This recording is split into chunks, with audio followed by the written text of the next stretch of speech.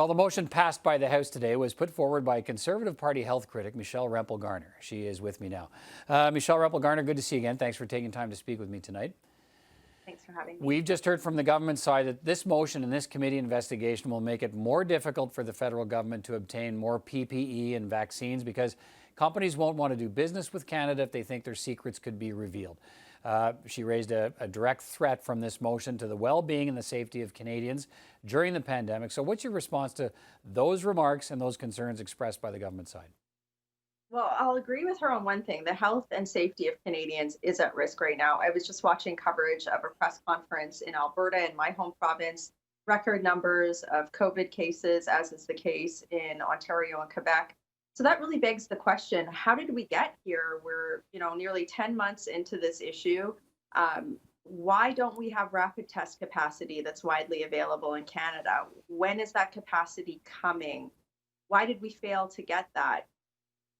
If a vaccine becomes available, who gets it when? And when does Canada get doses? These are all questions the government has not been forthcoming on that we need to have answers in order to chart a better path forward to protect the health and safety of Canadians. Yeah, let me jump in on there because that's really the crux of the argument today. The motion is passed. Let's be clear about that. But the point the government makes is also a point we heard from companies and some doctors and experts over the weekend, sort of backing the minister up on those concerns. I guess what I'm wondering is, what assurances are you prepared to give Pfizer and other companies who are expressing concerns about this motion? What can you tell them about the reasons why you need to conduct this investigation and why they shouldn't be worried about security of their proprietary information?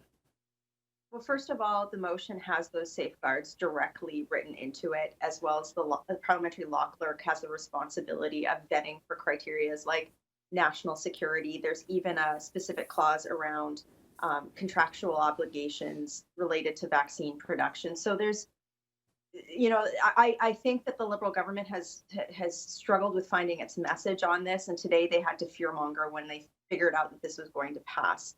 If there's nothing to hide, the government has nothing to be worried about. And I want to say, just to be more technical on the issue of company interaction, when we started asking questions about rapid testing, for example, the health minister, her first line was, well, nobody's applied for X, Y, and Z sort of test review.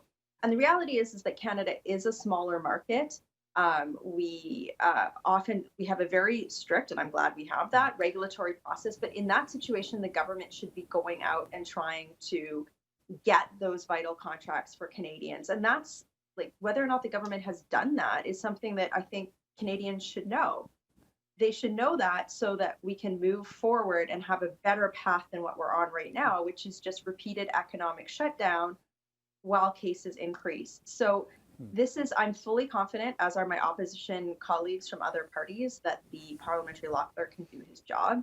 And also, I guess what sort of irks me a bit is that when did this type of parliamentary review become not normal? This is something that happens all the time in a healthy parliamentary democracy. Right. I mean, I've also pointed in our conversations tonight that this would not be the first time that a parliamentary committee has been seized with a study that might involve protecting sensitive corporate information. I mean, it's not something new. But the government makes the case that, look, this is a better assignment, if I can put it that way, for the Privy Council office, which, as I've pointed out, is essentially the deputy ministerial arm of the Prime Minister's office. But they're hardworking public servants that do a job. And so the government makes the case, look, PCO should be the ones vetting the documents, not the law clerk who works for all parliamentarians.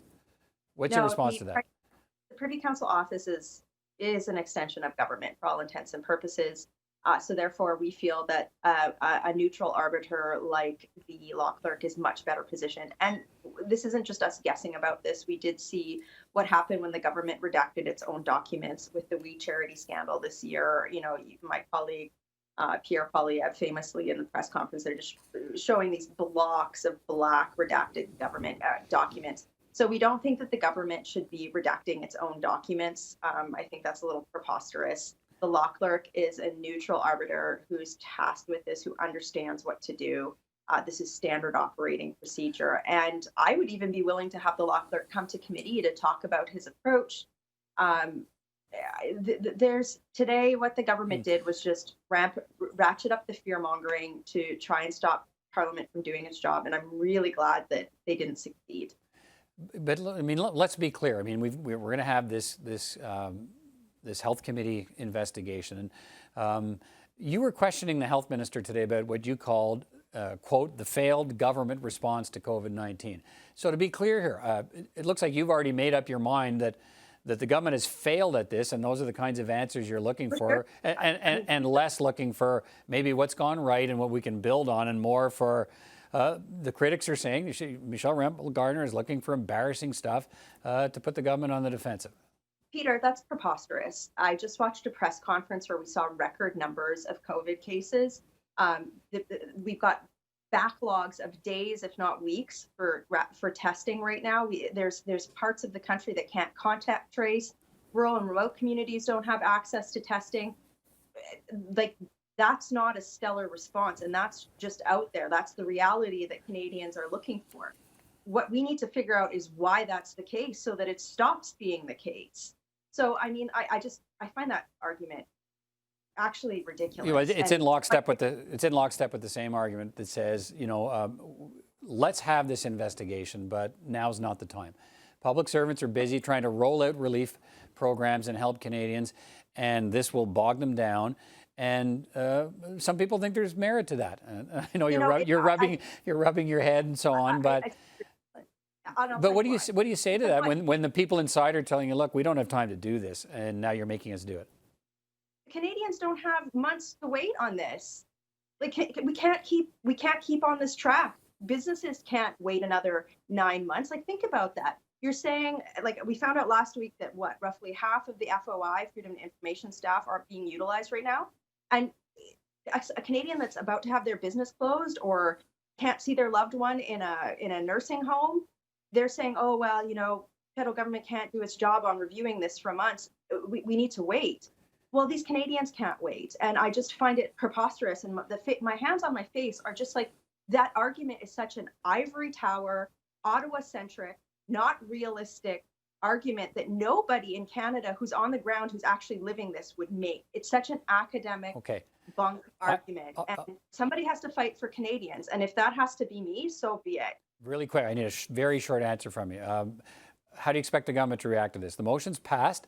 They're talking about having to try and do both, respond to the pandemic and satisfy the demands of this committee. Are you confident you'll get the answers you're looking for? They will comply. Okay. Michelle Rempel Garner, good to talk to you tonight. Thanks for your time. Thank you.